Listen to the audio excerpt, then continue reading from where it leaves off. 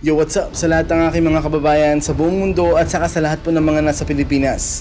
Ako po si Mr. Rio. Alam ko ho na sobrang saya nating lahat ngayon. Dahil finally, kumanta na si Kulangko. O diba? Kitang-kita naman po natin na ginisa si Dilimao sa sarili niyang mantika nang binuking siya ni Kulangko sa mga statements niya. Yun ho ang totoong witness. Hindi ho gaya ni Matubato na hindi po natin malaman kung saan planeta ba nanggaling. Imagine, 30 silang bumaril sa binaril nila.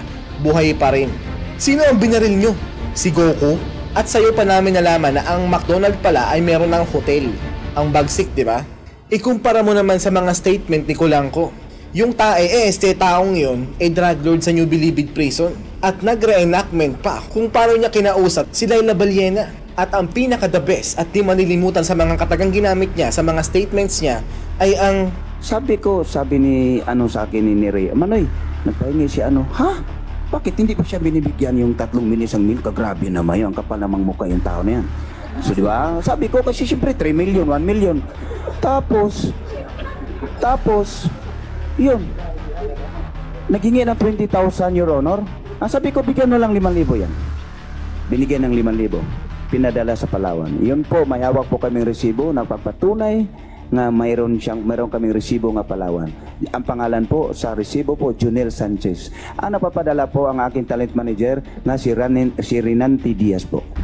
Nasaan yung resibong yun? Attorney, ang resibo.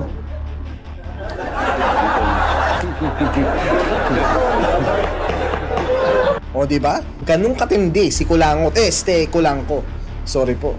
At may mga hawak pa siyang ebidensya. Si Matubato, wala lang, nagsalita lang siya. At imagine, bago ang Senate hearing na yun, meron na siyang interview sa New York Times. Ibig kong sabihin nun, ang local and international media ay kasabwat ni Dilimao para lang pabagsakin ang ating mahal na presidente. Bobo lang ho talaga ang di makakahalata ng mga ginagawa nila. Ang nakikita kong rason kung bakit kumanta si Kulangko ay tinabla siya ni Dilimao. Nilipat siya ng kulungan sa NBI para yung buong New Bilibid Prison ay mapasakamay ni JB Sebastian. Siguro mas malaki ang binibigay na suhol ni JB o mas type ni Dilimao si JB. Kayo na lang ho ang bahalang humusga. Tapos kung ano-ano na naman mga palusot ang mga ginawa ni Dilimao na kaysyo sinisiraan lang siya. Ay naku madam, bobo lang ho ang maniniwala sa'yo. Sa tingin ba ni Senator Cayetano na sa kanyang tagumpay na matanggal sa akin ng Committee on Justice ay gaganda na at imano ang imahe ng Pilipinas sa mundo? Ay oho, mas gaganda ho ang imahe ng Pilipinas at ng gobyerno. Kasi mga basura lang naman ho kayo.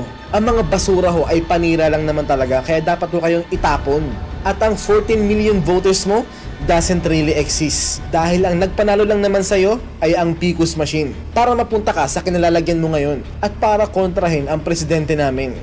Pansin mo, viral ang mga video mo dahil nagdiriwang ho kaming lahat sa pagbagsak mo. Gaya ng pagpapatalasik sa'yo sa pagiging mong chairman committee sa investigasyon ng extrajudicial killings. What more kung makukulong ka pa? Aba, magpapaparty ako nun. Invited kayo At dapat naman ho talaga kasi kayong makulong. Oo, kayo ng mga kaalyado mong mga kultong dilaw. Dahil kayo ho ang literal na basura sa gobyerno. Mga sagabal kayo sa pagbabagong gustong mangyari ng mga Pilipino. At may paiyak-iyak ka pang hinayupa ka. Hoy Dilimao, kung talagang makatao ka, dapat di ho naging talamakan droga sa Pilipinas. Dahil sa inyo, dumami ang adik sa Pinas. Kaya wag mo kaming paandaran ng mga paiyak-iyak mong hinayupa ka. Ha? Isa ako sa mga Pilipino na galit sa mga kabobohan nyo ng mga kaalyado nyo. Human rights nyo mukha nyo ng mga bobo mong kaalyado. Itong mga huling mga kataga ko na wag nyo malimutan. Alam nyo ba kung bakit lubog ang Pilipinas sa kahirapan? Dahil magmula noong 1986, ang mga kultong dilaw ay naghasik ng kabobohan. Pagpasensyahan nyo na po ang mga kataga ko. Nakakabwisit lang talagang makakita ng mga taong ginagawa tayong mga bobo. So pag nakulong si Laila Baliena at lahat ng mga taga-LP, magdiwang tayo lahat, mga kasoli Duterte. Ako po si Mr. Rio.